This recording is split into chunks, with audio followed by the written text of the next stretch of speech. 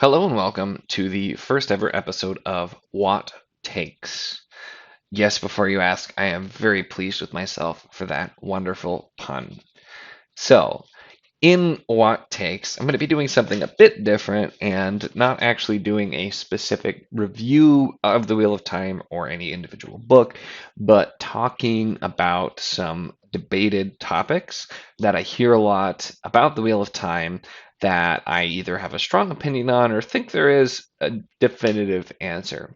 In this episode, I'm going to be talking about Nae'Blis, who should be Nae'Blis, who is Nae'Blis, and why there is definitely only one answer. Now, of course, this is going to be my opinion, but it's something I feel pretty strongly about, and that is where the video comes in. Before we get started, I do want to make it extremely clear that this will have very large spoilers for pretty much the whole series. I'm going to be talking a bit about what the Nae'Blis is, who ends up being the Nae'Blis, and details from both the past and the very end of the books as well. So if you've not read the whole series, I definitely don't recommend you watch this video. You will get definite spoilers for many of the early to mid books, and some spoilers for the very last book as well. So I can't stress enough, there will be spoilers, so proceed with caution. This is the whole point of the video, so I'm not going to have a spot where I skip back to not have spoilers. This is a spoiler video. You're warned. So, I hear a lot of people talking about who should be Nae'Blis and why they should be Nae'Blis. And if you're watching, I'm assuming you know who the Nae'Blis, what the Nae'Blis is, but that is the essentially leader of the Forsaken or the Chosen, depending on which side you're on. And it's their leader in the last battle. It's very important, and we see all throughout the books the different members of the Forsaken fighting and vying to be Nae'Blis. All for it to, without a whole lot of fanfare, end up being Shamael slash Moradin. Now, I've seen a lot of people argue that that really doesn't make sense because they say, well, what really did Ishamael Moradin do? I'm going to say just Moradin from now on for the record, since that's who he ends up being, and it's a lot quicker than saying both names every time. So in the early books, when he is still Ishamael, we see him appear to think he almost is the Dark One. He's using the name Balsamon. He is in the dreams of our three protagonists, and he is trying to scare them, frighten them, convince, especially Rand, that he's going to lose and he can't win. We see the battle at Falm, where Rand defeats him for the first time, and Rand gets one of his scars, and then we see later the battle at the Stone of Tyr, where Ishamael is actually killed by Kalendor, with being wielded by Rand. Ishamael is, of course, reincarnated into Moradin, and despite his seeming failures, he is made Nae'Blis, much to the chagrin of many of the other Forsaken. Now, it is true that he didn't have a huge part in that, and those were failures. And I also have seen people bring up the fact that we know from Robert Jordan and what he has told us that Morden was never fully bound the same way the other Forsaken are. Back when the Dark One was sealed by the 100 Companions and the Forsaken were bound with him, just the 13, some of the strongest as we know, Ishamael was able to. I said I was going to just say Moradin. Apparently, I'm going to keep switching. So, whatever. It works. But Ishamael was occasionally kind of spun out, and he was able to get out, and he did play a very important part in some other bits of history, most notably during the time of Arthur Hawkwing, where he was pretending to be one of his advisors. He got him to attack the White Tower and sowed all kinds of chaos. But I am actually, my point is none of that really matters. Not what he did then, not what he did now, whether he passed or failed when being graded by the Dark One. It all has to do with why he chose to become one of the Forsaken to begin with. One of the great things about the Wheel of Time is we do get really developed villains. Now, I've heard people say they don't like that the villains seem to lose and that sometimes they're beaten by people who they should be stronger than, but I think it really makes sense when looking at these different people, and every person does have their reason why they went over to the dark. We see lots of different reasons, including Demandred and Samael are two really big ones who were very specifically jealous of Lews Therin. They both were very important figures at the time. They were very popular, but Lews Therin always won out. He was the leader of the Hall of Servants. He was the one who was still looked at as better than them, and that rankled at them. So jealousy was a big reason. We have others that just were kind of evil. Summerhage seemed like she was going to be evil no matter what, and we know from some of the canon texts we have that she had already started down a pretty evil path in the Age of Legends before everything really came out. We have others like Lanfear who really just wanted power, Malkadian who was afraid but also still wanted power and to rule things. And we see that a lot with most of the Forsaken as they come out, they immediately do crave power. We see Samael go to Ilion and he takes over there.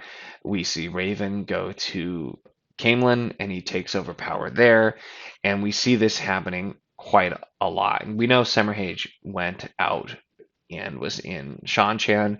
We know that Missana, for example, was in the White Tower and not necessarily going for power there. And we know Demandred had gone over to Shara, where he was becoming the prophesied one as well, which I have very differing opinions from what's technically canon on that as well, but that's a whole nother video. But so we see power was a really big one. Power, jealousy, and wanting more power than Lews Therin, wanting more power than the others. So one way or another, the Forsaken all had reasons that they went over. We know there were many more. They all had the reasons as well, but focusing on the 13, they all had reasons that they went over, and all of them in one way or another were to get power or to enrich themselves, make themselves, their lives better. Except for Shamael. Shamael was the one person who, in a way, joined willingly. He didn't go to the dark because he thought it would benefit him. He thought this is the side that's going to win. There's no way the light can stand against the dark forever. He understood the concept of the Wheel of Time, the fact that this was an eternal struggle, and that there was no way the light could win in the end because the dark one only has to actually win one time. And then Oblivion takes over. And that is what he signed up for. He didn't sign up just so he could rule some portion of the world after the last battle ended. He was fully aware that the Dark One winning really meant Oblivion. It meant stopping it. The Dark One wants to stop the Wheel of Time. Now, there has been definitely some debate on whether or not that's actually even possible, but for all intents and purposes, that's why he joined. He was a weird word to use to describe him, but selfless in his desires. It wasn't about him. He actually understood the true motivation, and he came the closest understanding the figment of the Dark One. As much as you can understand this godlike villain, that was him. There was never anyone else. The Dark One has been shown to be totally fine with the other Forsaken fighting each other, vying for power. Really, all he needs them for is to sow chaos. But he doesn't actually want Rand dead. He would rather turn Rand and some of the other characters as well. That's the whole point. He wants them to give in to him because he knows that's the only way he's actually going to win. The Dark One needs to not beat with a show of force, but as we see with the actual last battle happening between Rand and the Dark One, it's a matter of will. He needs to get Rand to give in and choose to actually let him win in a way. And Ashamael Moradin was the only one who really understood that. So for me, he was always going to be Nae'Blis. There wasn't really a question of it. It didn't really matter what he did. I mean, he could have probably just sat idly by. He still was the only one who was in it for the reason that actually fit. He was the one who was going to take over. He had the understanding of what needed to happen. The others wanted power, they wanted the squabble. And while sowing that chaos did work toward the Dark One's aims, he wanted the world to be in chaos to make them easier to destroy. But that's not ultimately what it came down to. So that is my WoT take on why Moradin was always going to be Nae'Blis, why Moradin was the only one who could be Nae'Blis in our timeline.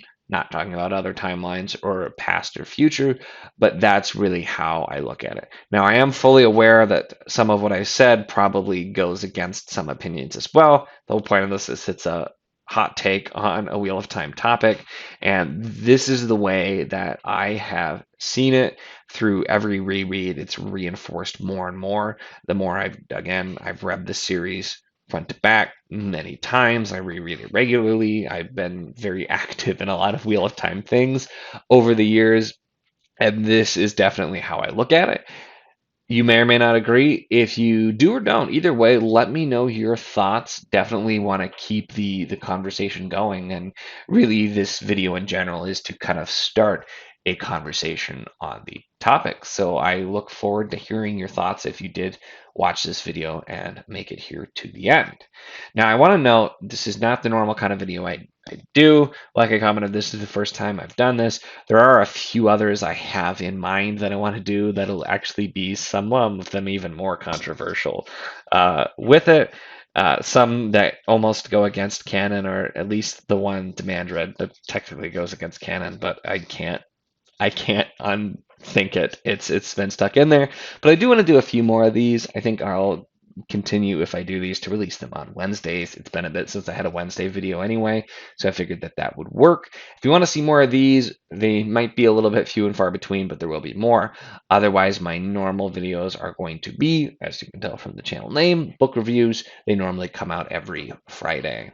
If you enjoyed the video, please give it a like and feel free to subscribe if you'd like to see more of my content.